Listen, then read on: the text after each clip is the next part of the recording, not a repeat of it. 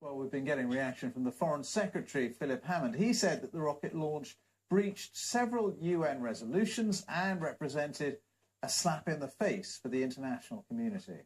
Already strongly condemned North Korea's actions. We'll be taking appropriate bilateral steps, summoning the North Korean ambassador, as we always do when they carry out one of these tests.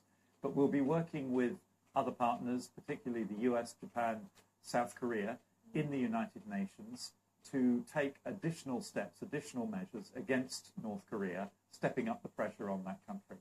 You've spoken to your Japanese counterpart today about ramping up the pressure, making use of the UN Security Council. What sort of practical steps, what sort of measures are you thinking of that you mentioned?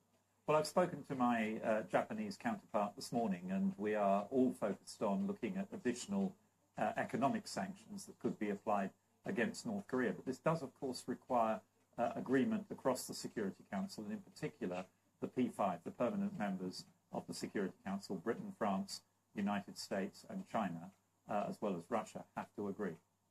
How much more complicated and potentially more dangerous does this make the situation with North Korea and nukes? Well, I don't think what's happened yesterday changes anything. It's just a reaffirmation, if we needed one, that North Korea is embarked on a long-term program to develop both a nuclear weapon and the means to deliver it over long distances against potential adversaries, including the United States. North Korea's actions are extremely destabilizing in the region and beyond, but there's nothing new here. This is part of a pattern of behavior we've seen over many years. We've tried before to deter it, to divert them from it. They've engaged sporadically in discussions, but at the moment they seem to be determined to defy the international community and to breach multiple UN resolutions. And by doing that, what are they hoping to achieve? Well, the regime in North Korea is enigmatic. It's very difficult for us to guess what's going on in their minds, but they seem to have a sense that only possessing a nuclear weapon will make them safe from the outside world, whereas in fact, of course, the opposite is true.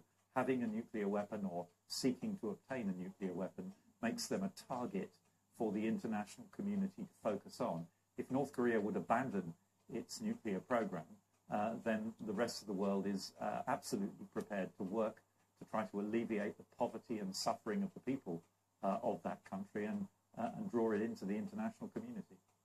How crucial is the role of China? It's clearly a significant player in that arena. Well, China has two roles here. First of all, it's a permanent member of the Security Council, and therefore it has to agree before any new sanctions could be applied to North Korea.